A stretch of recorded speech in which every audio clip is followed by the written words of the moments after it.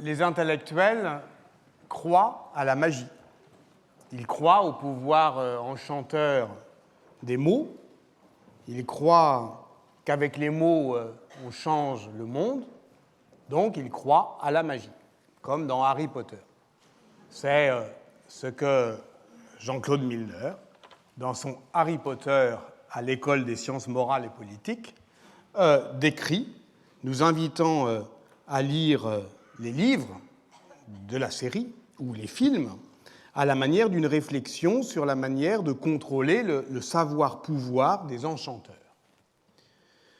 On a accusé Dante d'être magicien, on y reviendra, parce que, précisément, il croyait dans ce pouvoir ensorcelant des mots. Or, que dit l'expérience de Voldemort dans Harry Potter? Je cite Milner.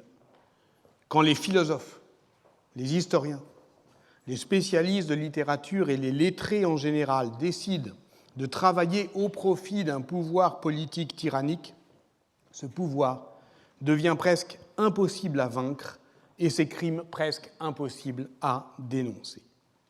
Il n'est pas nécessaire, je pense, de développer plus avant l'idée que les grandes séries populaires sont les fictions politiques de notre temps et que ce qu'elles mettent en jeu, justement, c'est toujours le pouvoir écrasant des intellectuels dans leur capacité à, je dirais, légitimer ou pas la tyrannie.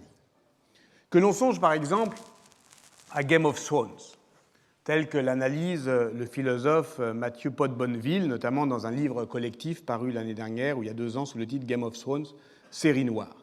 Il y montre comment la série est de bout en bout machiavélienne.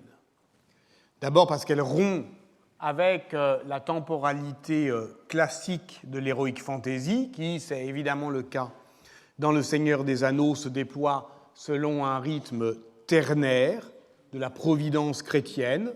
Tolkien était un catholique convaincu, donc les hobbits quittent leur comté, rencontrent les puissances du passé, ce sont les rois anciens enterrés sous les tertres, ils arpentent joyeusement les montagnes avec les esprits de la nature, avant de rentrer dans un deuxième âge, qui est l'âge de la guerre, dans le conflit duquel ils sortiront, revenant vers leur belle comté qui devient le continent de la souveraineté et du salut. 3 âges, donc. Tandis que dans Game of Thrones, au contraire, le temps est toujours chassé devant. L'hiver arrive et c'est entièrement dominé par, commandé par le motif de la guerre. C'est un temps qui chasse. Et dès lors, il ne suffit pas qu'un bon roi accède au pouvoir pour que tout soit résolu. Pot-Bonneville cite une interview de George Martin dans le magazine Rolling Stone qui est très significative, où il s'écarte justement de Tolkien. Tolkien, dit George Martin, donc l'auteur de la série Game of Thrones, Tolkien peut dire qu'Aragorn devint roi et régna pour une centaine d'années et qu'il fut sage et bon. Mais il ne pose pas la question, quelle fut la politique fiscale d'Aragorn? Maintenait-il une armée permanente? Et qu'en est-il de tous ces orques? Dès lors, Game of Thrones se situe dans la position machiavélienne de juger un gouvernement sur ses effets et non sur ses principes, et surtout de le juger sur sa capacité à conserver le pouvoir et non à le conquérir. Et à le conserver, c'est-à-dire, au fond, à lutter contre cette pente qui est la pente irrépressible de tout pouvoir à aller vers l'abus de pouvoir, à jauger donc la capacité des souverains à résister à la tyrannie de leurs affects. Et c'est cela qui est évidemment toujours très frappant dans Game of Thrones, c'est qu'on voit que les souverains ne s'arrêtent jamais.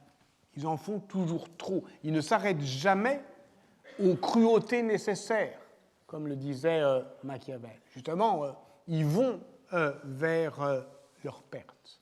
Alors, et ceux qui doivent normalement les en empêcher, c'est leurs conseillers. Donc, je repose la question que j'avais lancée avant que nous nous quittions. Comment comprendre cette sourde attirance entre la tyrannie et la philosophie? Dans un article qui est intitulé « Comment les philosophes ont légitimé la tyrannie », Pierre Vesperini décrit la manière dont les philosophes de l'Empire romain ont inventé le discours d'escorte du régime impérial stabilisé sous les Flaviens et les Antonins en développant deux grands principes de légitimité. Et ces deux grands principes de légitimité ont une robustesse dans la culture politique médiévale et moderne. Le premier tient au fondement théologique et cosmique du pouvoir de l'empereur, qui est légitime parce qu'il s'inscrit dans l'ordre de l'univers. De là, deux figures du pouvoir, l'empereur comme loi vivante, l'expression apparaît pour la première fois chez un certain Diotogène, un néo-pythagoricien un peu obscur, qui écrit un traité qui s'appelle « Sur la royauté », parce que c'est vraiment une pure légitimation de l'arbitraire, dire que le souverain est loi vivante. Mais l'expression, une fois lancée, elle passe dans la propagande augustinienne, puis dans les nouvelles de Justinien, pour fonder le principe de droit médiéval de la lex animata. Et ensuite, évidemment, on a lu Kantorowicz et on voit Frédéric II dit la loi est en moi, je suis l'archive vivante, elle respire dans ma poitrine. Enfin, on peut effectivement métaphoriser tout ça. Et c'est la construction, effectivement, par une métaphore organiciste, du fait que le souverain est la loi vivante. Cela s'invente justement dès le moment où on doit stabiliser ces pouvoirs impériaux romains. La seconde figure, elle nous est aussi très familière, c'est celle du pouvoir pastoral qui apparaît pour la première fois chez Suétone, prêtant ce mot à l'empereur Tibère qui refuse à ses gouverneurs d'augmenter les impôts. Un bon berger doit tondre ses moutons, non les écorcher. Ce qui paraissait très étrange à la philosophie romaine, de considérer effectivement le pouvoir comme pastoral, comme un berger, mais en réalité, ça s'impose et ce n'est pas lié au christianisme. Donc, le régimen pastoral, la gouvernementalité pastorale, n'est pas liée au christianisme qui, évidemment, va le développer abondamment. Cette première justification du pouvoir autoritaire d'un seul, loi vivante et bon berger, procède dans les deux cas du politique de Platon. Elle procède du politique de Platon, tout comme la seconde justification en procède, puisque le pouvoir impérial est conforme à l'ordre divin du monde. Dieu ou les dieux ne peuvent choisir que des sages pour gouverner. Donc l'empereur est sage parce qu'il est maître de lui-même, parce qu'il sait se libérer de la tyrannie de ses propres passions. Et de là, un gouvernement des émotions, et notamment de l'ira, de la colère, qu'Auguste sait maîtriser en récitant l'alphabet latin. Dès qu'il commence à s'énerver, il récite les lettres, alors que Claude, lui, ne sait pas se contrôler, et il y a des descriptions chez Suétone proprement répugnantes de la manière dont il se tord le visage. Donc, le prince est sage aussi parce qu'il accepte la providence. Et il est sage, enfin, parce qu'il accepte la compagnie des philosophes. Ce sont donc bien ces derniers qui apprennent aux tyrans à rendre supportable la tyrannie. Car celle-ci est une pente presque irrépressible, une pente glissante, disait Tibère, d'après les annales de Tacite. C'est Tibère qui dit les choses les plus importantes sur le pouvoir impérial. Il répétait que tout ce qui était mortel était incertain, que plus il obtenait de pouvoir, plus il se trouvait sur un terrain glissant. In lubrico, lubrique. C'est ça, le terrain glissant.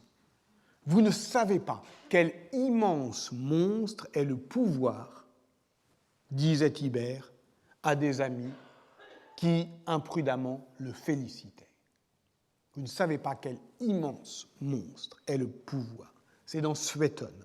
De même que le récit de son discours d'accession au pouvoir. Tibère règne de 14 à 37 de notre ère. Voilà ce qu'il promet. Je serai toujours semblable à moi-même et jamais je ne changerai mon comportement, aussi longtemps que je conserverai ma santé mentale. Mais, par principe, le Sénat doit prendre garde à ne pas se lier aux actes de quelque homme que ce soit, parce qu'un hasard peut toujours le transformer. Donc, l'empereur met préventivement en garde les sénateurs contre l'altération toujours possible de sa santé mentale, en montrant que, évidemment, il ne peut promettre que ce qu'il est au moment où il est égal à lui-même, droit, mais que le pouvoir étant une machine à jouir, la tyrannie étant animée d'un mouvement perpétuel, au sens classique, c'est-à-dire un mouvement dont l'effet est plus puissant que la cause, il se nourrit inévitablement d'excès, de brutalité, de cruauté, et c'est un immense monstre, et on y perd la raison. Et au moment où Tibère parle au Sénat, il dit « Je peux vous promettre que ce que je peux vous promettre jusqu'à ce que je devienne fou ». Mais la tyrannie est aussi cette machine qui, du fait même des excès de ceux qui l'exercent, travaille à sa propre perte.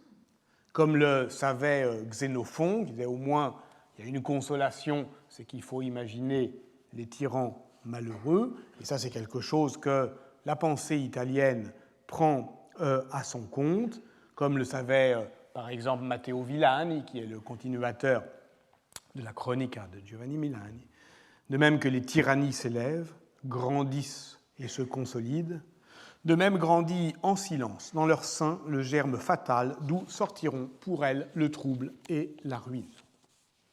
Et nous voilà donc à nouveau, pour conclure, face au visage du tyran, face à celui qui, vous vous en souvenez peut-être, lors du premier cours, nous souriait du haut de son piédestal, Can Grande della Scala, juché, héros cavalier sur ce triomphe qui était le tombeau des Scaligères à Vérone, qui nous souriait pour dire « Venez, la tyrannie a été apaisée par les philosophes, je suis bien entouré, et venez aussi, les philosophes, continuer ce travail d'apaisement de la tyrannie. » Dante accepta l'invitation. Dante fit de Can Grande della Scala le dédicataire de la comédie, en 1316, alors qu'elle était encore inachevée.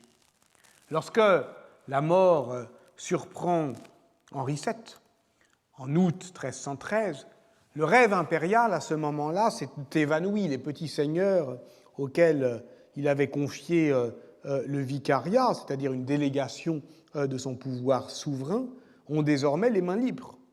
Et toute cette génération, celle de Dante, celle, on va en parler tout à l'heure, d'Albertino Mussato, celle de Marsile de Padoue, qui cherche dans l'empereur le défenseur Pacis, le défenseur de la paix.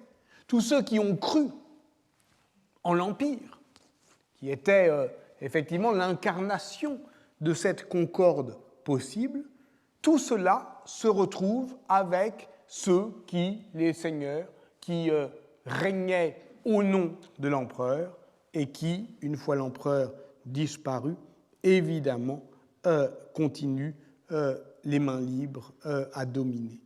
Et parmi eux, le seigneur de Vérone, Can Grande della Scala, cherche à attirer artistes lettrés à sa cour, faisant montre de sa volonté de bon gouvernement. Et si la seigneurie, c'est-à-dire à la fois le pouvoir d'un seul étendu à un territoire et la continuation de la commune par d'autres moyens, était l'avenir des valeurs civiques, et si c'était en tout cas la seule manière d'en résoudre l'inextricable conflictualité. En tout cas, Dante fait ce choix, qui est un choix complètement contraire à la tradition communale. Scandaleux. Enfin, c'est une trahison de sa culture politique florentine. Et il l'explique, et il le justifie, et ce dans une longue lettre sur laquelle, effectivement, je dirais quelques mots. La longue lettre dédicatoire qu'il adresse alors à Can Grande de la Scala, où il se fait le commentateur de son œuvre encore inachevée, où il est lui-même par rapport à la comédie qui est en train de s'écrire comme le glosateur par rapport à la Bible, où il va donc distinguer les différents sens, allégoriques, réalistes, etc. Si l'on prend l'ouvrage allégoriquement, le sujet en est l'homme, en tant que par les mérites et démérites de sa vie, étant donné le libre arbitre, il va au-devant de la justice qui récompense et qui châtie. Et donc, en distinguant le sens allégorique du sens littéral, Dante applique à son propre texte la méthode de la glose biblique, donc il se consacre par ce coup de force qui est bien dans sa manière. N'avait-il pas déjà proposé dans la Vita Nuova une anthologie commentée de ses premiers poèmes? Et donc, évidemment, la souveraineté d'artiste qu'il construit par le commentaire de la comédie, je laisse de côté la question de l'authenticité peut-être douteuse de cette première partie de l'épître dédicatoire à Can Grande de la Scala, que Carlo Ginzburg notamment en doute. Je pense qu'il n'y a pas trop à en doute, peu importe. Disons que c'est lui, ou si ce n'est pas lui, c'est en tout cas un continuateur qui, d'une certaine manière, a du matériau dantesque sous la main. Et en tout cas, la deuxième partie, où il justifie justement le choix de la seigneurie, nul ne doute de son authenticité. Et voilà ce qu'il dit. L'insigne éloge de votre magnificence, que la voix publique alerte répand en voltigeant, obtient des résultats différents chez différents hommes. Les uns s'exaltent en espérant la prospérité, d'autres s'affligent en craignant la ruine. À vrai dire, les louanges que l'on vous avait adressées me paraissaient autrefois bien exagérées par rapport à ce que l'on peut attendre des actions des modernes. Mais pour ne pas demeurer trop longtemps dans l'incertitude et pour vérifier avec mes propres yeux les choses que j'avais entendues, je me rendis à Vérone, comme la reine de Saba se rendit à Jérusalem et Pallas sur l'Hélicon. Je puis donc y voir vos grands exploits, voir vos bienfaits et en profiter. Et alors qu'auparavant j'avais cru déceler de l'exagération dans les propos que l'on tenait sur vous, je dus reconnaître l'exceptionnalité de vos actions. Alors Dante, évidemment, à ce moment-là, on dirait qu'il prête le flanc à voilà, ce que je disais. Alors, c'est vraiment une trahison des valeurs communales. Mais en réalité, comment le justifie-t-il? Précisément en s'écartant de la commune opinion, en travaillant à devenir souverainement indifférent à ce qu'on pourrait en dire. Mais le peuple, dans son ignorance, juge sans discernement. Et de même qu'il pense que le diamètre du soleil mesure un pied, de même, en ce qui concerne les mœurs, il se laisse tromper par sa sotte crédulité. Mais nous, à qui il est donné de connaître ce qu'il y a de mieux en nous, ne devons pas suivre les traces des troupeaux, mais nous sommes bien plutôt tenus de corriger leurs erreurs. En effet, ceux qui puisent leur force dans l'intellect et dans la raison et qui ont reçu le don divin de la liberté ne sont assujettis à aucun usage. Il ne faut pas s'en étonner, car ils ne sont pas inspirés par les lois, mais ce sont eux qui inspirent les lois. Donc vous voyez que tout le discours d'escorte dont je viens de parler, qui construit effectivement le fait que la tyrannie devient acceptable, se retrouve dans l'auto-justification de Dante, et qui est véritablement le discours de la manière dont la tyrannie est acceptée. Alors, évidemment, tous ne font pas ce choix. J'ai dit qu'avec Dante, d'autres, au couronnement de Henri VII, qui eut lieu à Milan en 1311, d'autres étaient là, et d'autres vont prendre des choix différents. Je vais en prendre un seul, qui va nous ramener à cette question que l'on a traitée tout à l'heure. C'est Albertino Mussato. Albertino Mussato, c'est un notaire de Padoue, qui est lui-même victime des troubles politiques qui assombrissent l'avenir de la commune. Il est accusé de trahison, il doit prendre la fuite pendant que le peuple saccage sa maison. Il prend les armes contre Vérone, et lorsqu'il rédige sa tragédie, dont je vais dire un mot, Lecerinis, eh bien, la cité est vaincue militairement, pas encore assujettie politiquement. Les Dakarars deviennent seigneurs de Padoue, ce qui n'empêche pas Can Grande de la Scala d'assiéger la ville en 1319. Et pendant que Dante est passé au service du tyran qui conquiert la ville, eh bien, Mussato, lui, tente de mettre au travers de la tyrannie sa culture classique. Et Lecerinis, c'est la renaissance de la tragédie dans l'Occident médiéval. C'est une œuvre de combat. Elle est lue publiquement le jour de Noël, 3 années de suite, en 1315, 1316, 1317. C'est le moment où Giotto peint les fresques du Palazzo della Ragione. Par l'image, par les mots, les amis de la liberté, à ce moment-là, tentent de défendre, disons, l'esprit de résistance. Et la portée de ces cérémonies civiques se mesure évidemment aux commentaires qui en est fait. Évidemment, Albertino Mussato, il s'inscrit dans le contexte social qui est celui de ce qu'on a appelé les préhumanismes avec Giuseppe Milanevitch, de ces notaires padouans qui redécouvrent Cicéron. Mais ça veut dire quoi, redécouvrir Cicéron? Ça ne veut pas dire seulement redécouvrir les textes de Cicéron. Cicéron comme auteur, mais comme l'a montré Carole Mabou dans une thèse récente sur le rôle de Cicéron dans l'idéologie communale, notamment comme auteur, mais comme personnage conceptuel, pour reprendre l'expression qu'on avait donc utilisée la semaine dernière. À partir du moment où on redécouvre non seulement les traités de Cicéron, mais aussi sa correspondance, alors d'une certaine manière, on le redécouvre comme personnage, dans son rôle politique. Et il est évidemment discutable dans ses choix politiques. Et alors, cela crée dans la culture politique, cela ouvre la possibilité, je dirais, d'un débat, d'un dialogisme. C'est un adversaire possible. Et donc, c'est avec cette culture vivante qu'à ce moment-là, on tente de se débrouiller. Et l'appel à l'histoire constitue évidemment l'originalité de l'œuvre de Lecerinis. Pourquoi? Parce que Mussato a déjà rédigé une fresque d'histoire immédiate. Il a fait l'histoire, la chronique de son temps, de 1313 à 1315. Il a fait aussi une histoire avant cette histoire du temps présent.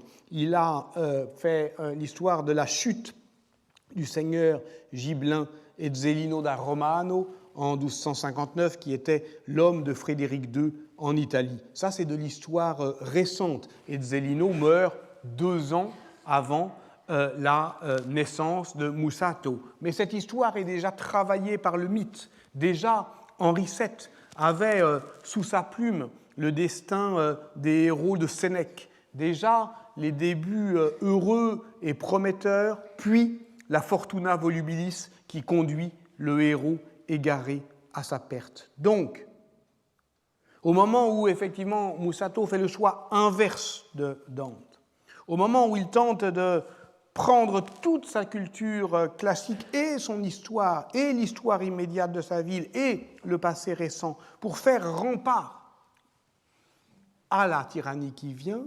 Il empile donc ces trois histoires. Il empile Sénèque, Ezzelino da Romano et da Carrara. Il prend pour cible un personnage contemporain, le ramenant à une figure qui a 60 ans. Donc il a, par rapport au pouvoir terroriste d'Ezzelino da Romano, non un peu plus, il a le même rapport qu'entre nous et les années 30. Voilà. C'est de ça dont je veux parler. Ezzelino da Romano, pour lui, à ce moment-là, c'est les années 30. Et qu'est-ce qu'il va faire dans les Cerinis? D'abord, le fait que le genre tragique est défini non par son issue malheureuse, en fait l'histoire se termine bien, mais par le style sublime que Dante, dans le De Vulgari Eloquentia, appelle précisément tragicus, fait que, au fond, la pièce n'est en fait qu'un long récit entrecoupé par les chants du cœur. C'est ça une tragédie, le fait que le cœur en est évidemment la voix. Les répliques ne sont là que pour relancer la machine narrative. Et la monstruosité politique, effectivement, de celui qui est décrit comme une reprise de Sénèque, Médée, la naissance des Atrides, etc., Ezzelino, l'archétype du tyran, Théodoric, Néron, tout ça s'empile pour faire, au fond, une sorte d'acmé paroxystique du pouvoir de ce monstre qu'est le pouvoir. Dès la première scène, la mère du monstre, Adélaïta, lui avoue le secret de sa naissance. Ezzelino, tu n'es pas né de ton père, mais d'un animal monstrueux sorti des entrailles fumantes de la terre pour posséder la mère du tyran. La tragédie apparaît bien ici comme Dante la définissait à partir d'une étymologie fautive qui en fait le chant, oda, du bouc, tragos. Ezzelino s'en délecte, parle, mère, tout ce qui est grandiose et sauvage réjouit mon oreille. Car cette ascendance surnaturelle lui promet la démesure dans le mal. Nous serons des juges dignes du tribunal paternel si nous revendiquons par nos actes le royaume de notre Père, guerre, mort, ruine, perfidie, ruse, perdition de tout le genre humain, voilà ce qu'il aime. Et c'est logiquement au cœur que reviennent les derniers mots à l'adresse des spectateurs. Tant que vous le pouvez, soyez donc avertis et apprenez cette loi inébranlable. Alors évidemment, le ventre fécond, la bête immonde, impossible aujourd'hui de ne pas entendre dans l'avertissement d'Albertino Mussato un écho à la lutte universelle contre la barbarie, loi inébranlable. Le poète, Mussato, le premier à se faire couronner comme tel, dans une cérémonie publique avant Pétrarque, en cette même année 1315, jouait donc constamment de cette concordance des temps, ne serait-ce que dans le projet d'organiser des lectures publiques, je l'ai dit, annuelles, à Padoue, de Lecerinis. On sait déjà à ce moment-là, on sait assez d'histoire grecque pour savoir que la tragédie est le chant de liberté qui ne peut s'entonner que lorsqu'on redoute de la perdre. Mais, évidemment, on doit s'interroger sur la lucidité politique de Mussato. J'ai contrasté les deux portraits. J'ai dû dire, ça m'a échappé, traître, trahison, résistance. Mais que dit Mussato de la seigneurie? Elle n'est rien d'autre pour lui qu'une naissance monstrueuse. Mais ce n'est pas vrai. Ça ne commence pas comme ça, une seigneurie. C'est la lente dérive silencieuse de la crise des institutions communales. L'objectiver en monstre de la politique n'est pas la meilleure manière de la penser. Dante, c'est peut-être le méchant de l'histoire, mais il propose une autre voie. Par opportunité politique, peut-être, il a Il a trouvé refuge à la cour de Can Grande de la Scala. Par engagement, sans doute, le dessein de Dante est de démythifier les origines diaboliques des Zellino da Romano. Évidemment qu'il le place en enfer, mais il refuse de voir dans sa citadelle dressée vers le ciel un défi adressé à Dieu. Et dans l'enfer où il place Zellino da Romano, il évoque le lieu où il est né. Et là, on n'est pas du tout dans le tragique. Il évoque une colline qui n'est pas très haute, d'où descendit jadis une torche qui dévasta cette contrée. Nous naquîmes, elle et moi, de la même racine. Eh oui, il faut entendre ça. Nous naquîmes, elle et moi, de la même racine. Alors, comment on fait? La comédie, la tragédie. Il existe une troisième forme de fiction politique qui travaille au dévoilement des pouvoirs méchants. C'est la satire, c'est la parodie, c'est le pastiche. Et on a vu ensemble qu'il n'était pas si aisé de démarquer dans une expression l'éloge de Néron, ce qui était de l'ordre justement de l'acclamation ou de son double parodique. Et on a vu que tous ces personnages d'Alexandre à Baïbar s'étaient flanqués de leur double parodique. Alors, à partir du moment où effectivement, c'est comme ça qu'on a commencé, on pouvait craindre pour l'aujourd'hui une baisse d'intensité ou de l'efficacité de l'attaque sceptique ou de l'attaque parodique sur les pouvoirs autoritaires, il vaut la peine peut-être de compléter le tableau. On pourrait chercher des fictions politiques au premier sens du terme, celui de la politique fiction. Je pense évidemment au roman de Fauvel, qui est le poème allégorique et collectif du XIVe siècle, dont le principal texte a été rédigé en 1314 par Gervais du Bus, chapelain d'Enguerrand de Marigny. Et ça a l'avantage d'être strictement contemporain. On est dans les mêmes années. Dante, Mussato, le roman de Fauvel. Dante et Mussato, évidemment, en Italie, le roman de Fauvel en France. Le roman à clé, la fiction allégorique et satirique. Évidemment, tout cela renvoie à la fable. Et on sait bien que c'est une des manières aussi de se mettre au travers des pouvoirs injustes. Mais quel est le rapport entre la parodie et la satire? Robert Belon a montré récemment, par exemple, que la branche 16 du roman de Renard, qui est intitulée « Renard empereur », était une réécriture parodique du roman arthurien « La mort, le roi Arthur ». L'argument est le suivant, donc branche 16 du roman de Renard.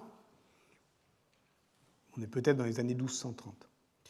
Je reviendrai ensuite au roman de Fauvel que j'ai annoncé. Le roi noble doit combattre en une guerre éclair des païens qui ont envahi son royaume. Pendant ce temps-là, Renard, à qui le roi a confié la protection du royaume et de la reine, parvient au moyen d'une fausse dépêche, d'une fausse nouvelle,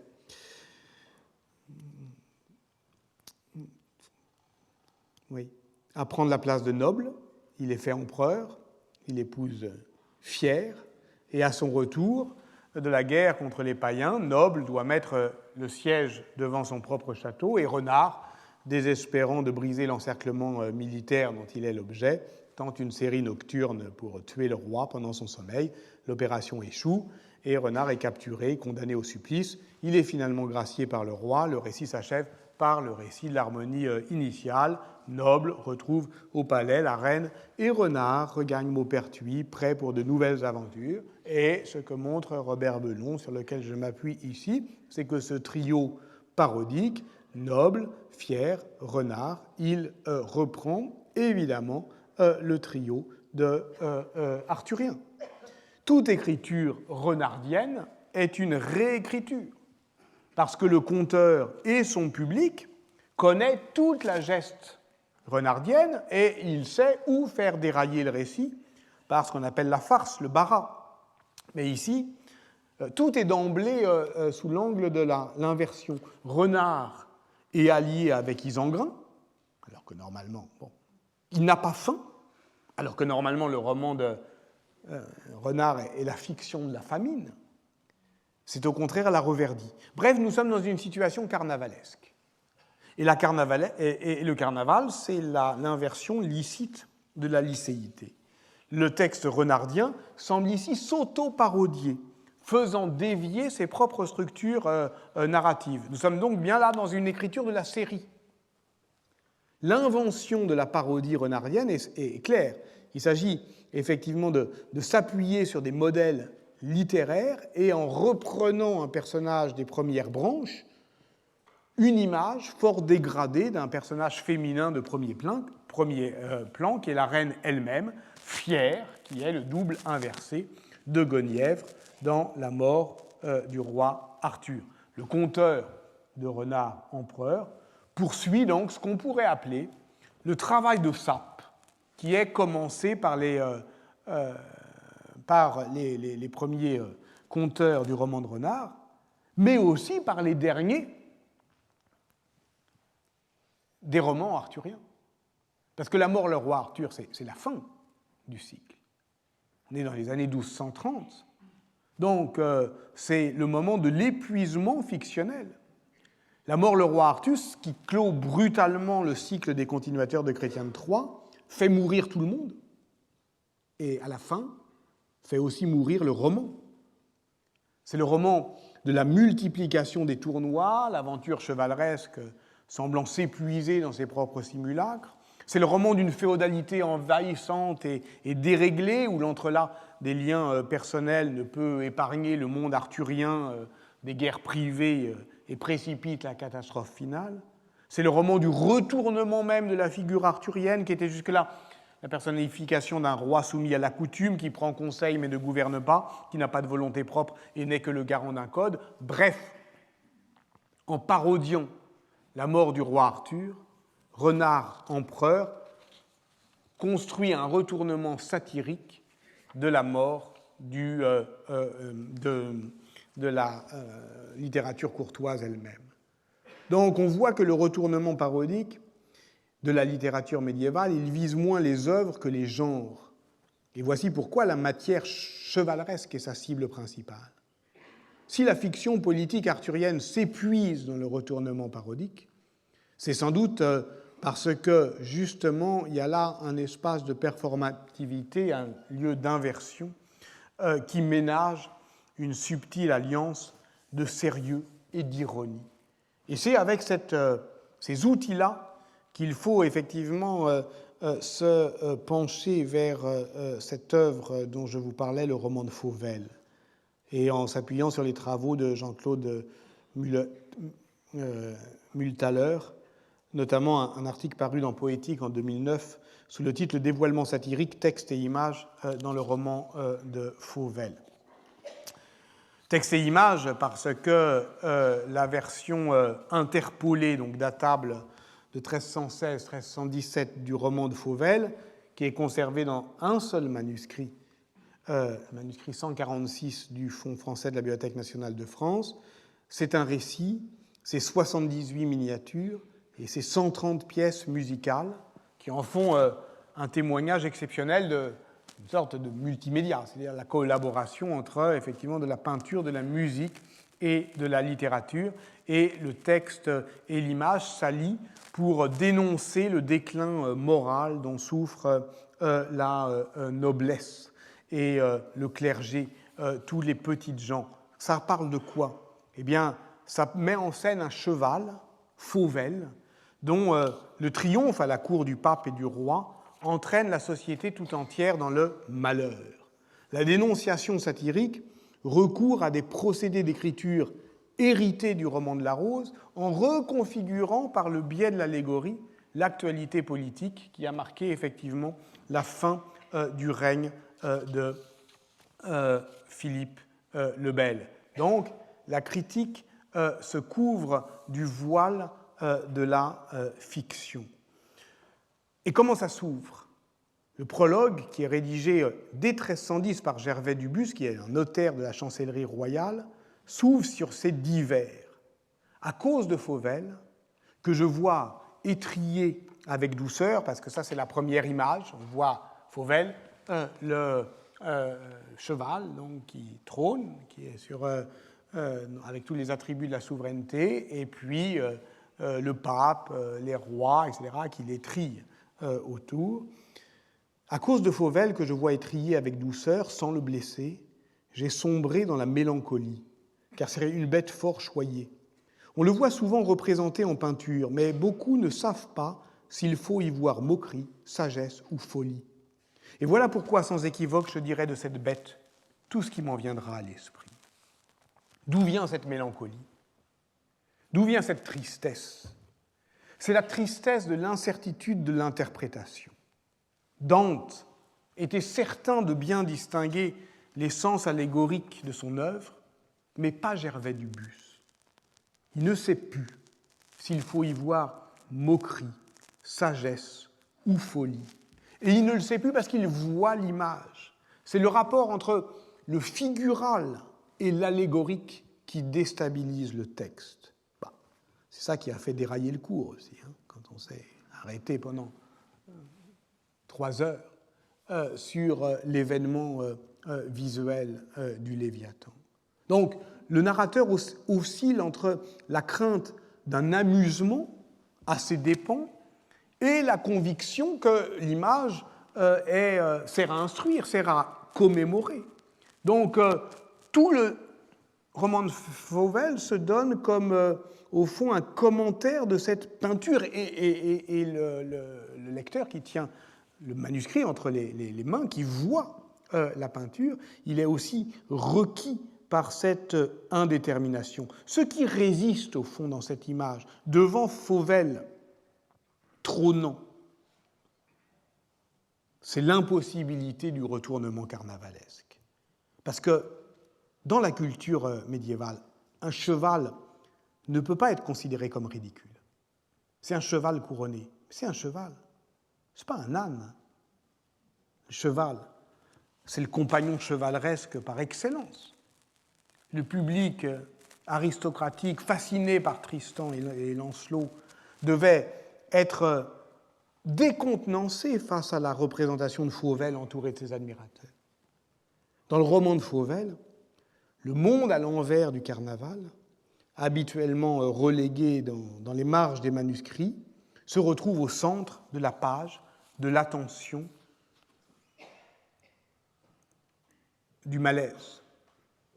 Parce que cette représentation est soumise à des transformations sur le modèle des métamorphoses ovidiennes. Par le recours à l'allégorie, le roman de Fauvel tend, au fond, à visuellement dénoncer un gouvernement, le gouvernement de l'époque, et en même temps créer les conditions de l'incertitude de sa réception, ce qui fera, d'une certaine manière, en effaçant toute analyse conceptuelle à ceux qui gouvernent vraiment, eh bien, un manifeste général contre tout abus de pouvoir, contre n'importe quel gouvernement qui négligerait le bien commun. Les principales critiques qu'on m'a adressées, c'était, en évoquant au début du premier cours la chevelure de Trump, vous avez apporté un éclairage assez réduit à la compréhension des moments que nous vivons, la suite a été à l'avenant, etc. J'aurais pas dû. Sans doute. Sans doute faut-il mieux ne pas nommer. Laisser effectivement le doute allégorique s'installer comme dans le roman de Fauvel, ne serait-ce que parce que c'est la meilleure manière de durer, sinon ça se périme. Je le savais, c'est comme ça que Lorenzetti est passé à la postérité, en effaçant dans la fresque du bon gouvernement toute allusion contextuelle à la situation politique de son temps, et plus profondément parce que, au fond, nous savons bien que la violence prophétique de la satire est de dévoilement, qu'elle lève les voiles, qu'elle arrache les masques, mais nous ne sommes plus sûrs que cela suffise, précisément, on l'a dit, quand on ne sait plus comment démasquer les visages qui d'avance se protègent de la satire en se caricaturant eux-mêmes, en s'affichant d'emblée comme une parodie de parodie, comme une fiction qui, d'une certaine manière, fictionnalise par avance notre propre capacité à la déjouer. J'avais fait, on s'approche vraiment de la fin, lors du premier cours, j'avais donné à voir une photo des feux de la rampe de Charlie Chaplin, et j'avais précisé, j'ai retrouvé mes notes, je vais parler de Chaplin cette année, allez savoir pourquoi, vous saurez bientôt pourquoi. Il est temps. Il a fallu attendre longtemps. On y voyait, vous vous souvenez peut-être, un homme qui lentement se démaquille devant le miroir et nous oblige à le voir tel qu'il est, plus vieux, plus triste, plus ridicule, ce qui est une manière de retourner le miroir, encore une fois, vers nous-mêmes. Et donc, il est temps de conclure avec lui. Dans Un captif amoureux, Jean Genet évoque la fiction politique que constitue pour un homme de pouvoir son identification avec la panoplie qu'il s'est choisie. Le cigare de Churchill, le kéfier d'Arafat et la moustache d'Hitler. La première, quotidienne, l'inexorable obligation de Hitler, c'était de conserver pour le réveil sa ressemblance physique. Le balai de moustache taillée, presque horizontale, chaque brin semblant sortir des narines, la mèche noire et lustrée n'ayant pas le droit de se tromper de côté sur le front glacé, pas plus que la croix gammée ne devait tourner ses pattes vers la gauche, l'état coléreux ou cajoleur de l'œil, c'était selon. C'est Jean Genet qui parle. La première, quotidienne, l'inexorable obligation de celui qui veut se ressembler. Ce qui est le propre, effectivement, d'un pouvoir qui ne déborde pas de l'image qu'il a de lui-même. Aujourd'hui, vous le savez, ces traits d'identification agissent comme des logos. Il suffit de les styliser sur la couverture d'un livre pour suggérer ce que l'on n'a pas à expliciter. Regardez par exemple la couverture du best-seller récent de Timur Verms, « Il est de retour », « ist wieder da ».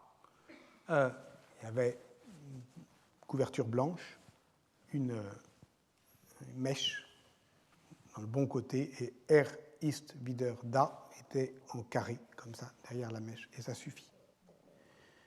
Il est de retour. Cette moustache, la moustache dite brosse à dents, était à la mode dans l'Allemagne des années 20 et était affublée de différents noms, comme Zwei Finger, deux doigts, mais aussi Chaplin-Bart, qui renvoyait en fait au personnage de Charlie Chaplin. Parce que vous le savez bien, il y avait une troublante ressemblance avec Hitler, qui était constamment remarquée dans les années 20. Et Chaplin a sans cesse commenté cette troublante ressemblance, prétendant même un jour avoir filmé le dictateur pour se venger d'un vol de moustache, puisque c'est lui qui, le premier, avait porté, ou en tout cas Charlot, avait porté cette moustache. Le grand critique de cinéma André Bazin, dans un article de la revue Esprit, qui s'appelle « Sur le dictateur, pastiche et postiche, ou le néon pour une moustache », 1945. C'est un article de 1945. Et c'est sur celui-là que je voudrais terminer. André Bazin, donc, parle d'un cambriolage ontologique. Ça va bien au-delà de l'anecdote. C'est un texte très profond sur l'une des audaces les plus saisissantes du film Le Dictateur, qui est le sort paradoxal qu'il fait subir au sentiment de déjà-vu et de ressemblance. Si vous vous souvenez, on peut partir de son exergue. Ça commence comme ça, il y a un panneau, et il y a la phrase qui détourne parodiquement l'avertissement qui ouvre toute fiction. Toute ressemblance entre le dictateur Hinkle et le barbier juif est purement fortuite. Chaplin joue l'un et l'autre. Dans le film, il est le dictateur Hinkle et il est le barbier juif. Il joue le barbier du ghetto juif et le dictateur. Il joue celui qui ressemble à celui à qui il ressemble, à quelques lettres près, Hinkle. Le film s'ouvre par la harangue du dictateur, qui est bien plus que des beuglements, en fait, contrairement à l'idée reçue, c'est pas que comique, c'est, lorsqu'on regarde de près, une critique cinglante de ce que c'est que le langage totalitaire, y compris dans son rapport à l'appareillage technique, les micros qui valsent, etc. Et il se ferme par ce long discours du barbier, discours humaniste, appel aux hommes, qui là se termine sans technique par un écho dans la campagne. Et évidemment, cette fin est bouleversante parce que nous savons que c'est l'entrée de Charlie Chaplin lui-même dans le cinéma parlant. C'est la première fois qu'il parle. Et c'est-à-dire qu'il répond à l'injonction de ceux dans le ghetto qui disent au barbier « vous devez parler, c'est notre seul espoir ». Donc, l'avertissement du film, toute ressemblance entre le dictateur Hinkle et le barbier juif est purement fortuite. Cet avertissement est évidemment ironique, car il faut savoir que l'histoire du tournage du film, c'est celle des pressions constantes que la diplomatie allemande a exercées sur les studios américains pour l'empêcher, et ce, depuis 1938. Et lorsque le film sort en 1940 aux États-Unis, le contexte a changé, évidemment, et l'on dit, mais le fait est controversé, que si Hitler avait évidemment interdit le film en Allemagne, il s'en procura une copie et le vit 2 fois. Donc à ce moment-là, il n'était pas impossible que les studios, qui avaient résisté très lâchement pendant 3 ans à la production de ce film, aient exigé la phrase habituelle, toute ressemblance avec la fiction, avec la réalité. Mais non, là c'est toute ressemblance d'un personnage de fiction avec un autre personnage de fiction, qui est plus que ressemblant, puisque c'est le même acteur qui lui-même ressemble à celui dont on ne parle pas, qui est dite fortuite.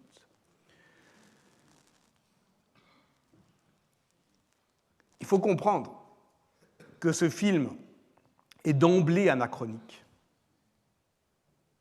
Et c'est pour ça qu'il commence par ce long prologue qui reprend Charlot Soldat, un prologue sur la guerre de 14, avec un soldat juif qui est blessé, hospitalisé et qui sort amnésique.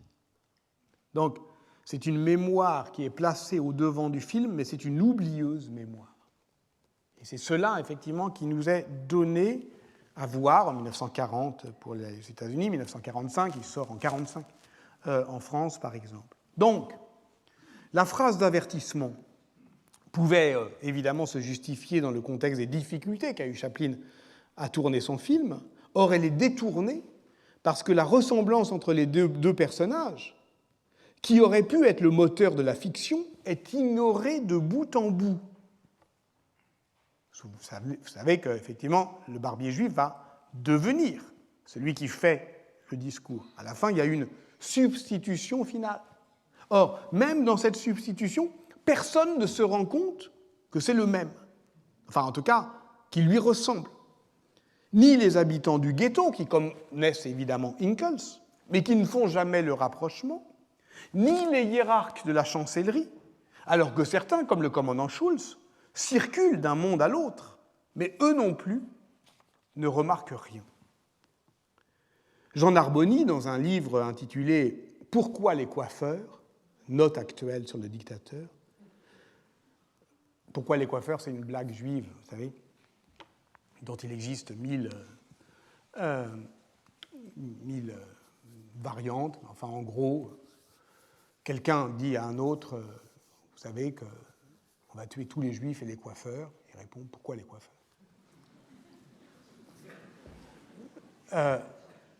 C'est ce que Adorno appelle effectivement le comique raté. Normalement, on ne rit pas. Enfin, c'est un comique sans rire. C'est l'humour juif qui est lié effectivement à ce fascinant raté de la fiction. De quoi est-il question alors, si cette ressemblance est ignorée ? Peut-être de quelque chose de beaucoup plus grave qu'une similitude de moustache, mais, disait Bazin, d'une vraie guerre d'anéantissement où l'existence d'un protagoniste n'est possible qu'au prix de la disparition d'un autre. Donc, la fiction n'est pas commandée par la familiarité du jeu mimétique, mais par la puissance annulante du double inconnu. Quand il y en a un qui arrive, il ne peut qu'ignorer l'autre parce qu'ils s'anéantissent. Et voilà pourquoi le film est anachronique, parce qu'il est prophétique dans la conscience de la dimension d'extermination de masse du nazisme, courageux, inutile. C'est évidemment un vertige du discours sur l'utilité ou l'inutilité de la parodie. Et ce qui est saisissant, évidemment ici, c'est le défi à l'assignation, et notamment quand le barbier prend la parole. On peut y reconnaître, oui, ce qu'Adorno disait de Beckett, un rire sans comique qui est le contraire, en somme, de la raillerie mauvaise, de la chute. Là, il n'y a pas de chute. Et donc, dans cette crise de la ressemblance, où il n'y aura pas de chute, on ne peut que penser à ce que Klaus Mann écrivait dans Contre la barbarie. Je cite, « On dirait que les gens sont affublés d'une sorte de répugnance physique contre la vérité. » Je vous remercie.